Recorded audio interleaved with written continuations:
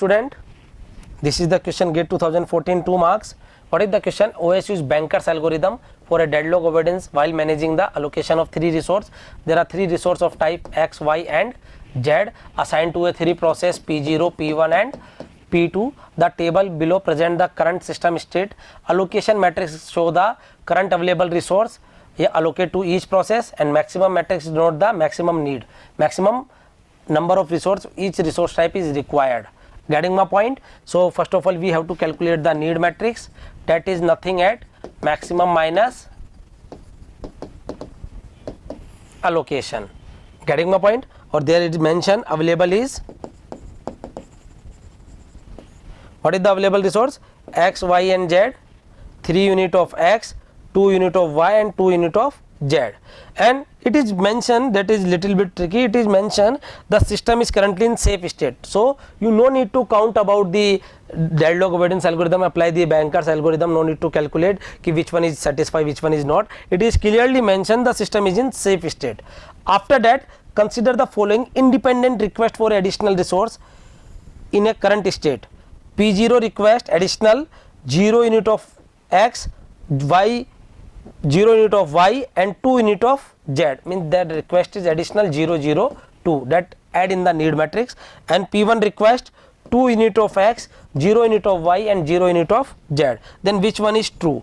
Only request 1 is permit, yeah only request 2 is permit, both permit, yeah neither request 1 nor request 2 is permit. Getting my point? So we will see the solution here.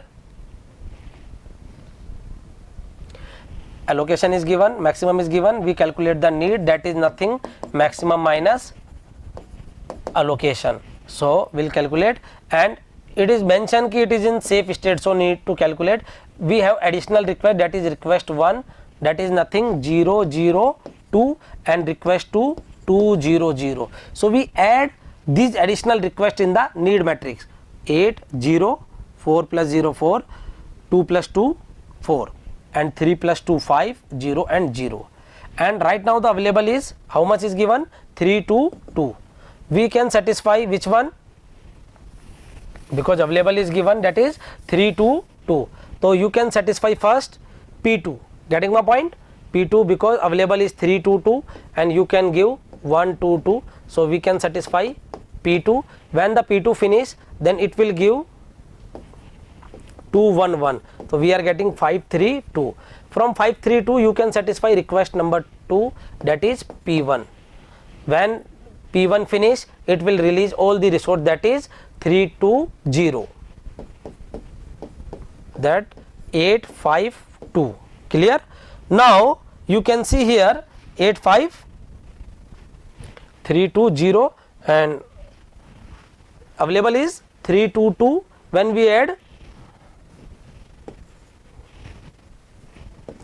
8 5 3. Getting my point? Now you can see here from this available resource you cannot satisfy the P0. Why you cannot satisfy? Because all the resource required by the process are satisfied, then you will give. All the resource means all type of resource, means X is satisfied, Y is satisfied, but Z is not satisfied. So you cannot allocate to the P0. Why? If all the resource required by the process or all type are satisfied, then will allocate, otherwise not allocate. Here you can see ki Z type is required 4 and here we have Z type of requirement is 3. So P0 not satisfy, means request 1 not satisfy, only request 2 permitted. Getting my point? Only request 2 is permitted, request 1 not satisfy. Why? Because it required Z type of resource is 4 but the available is 3. Clear? Thank you. If you really like the video, please hit the like button, share the video, subscribe to our YouTube channel and press the bell icon for the latest updates. Thank you.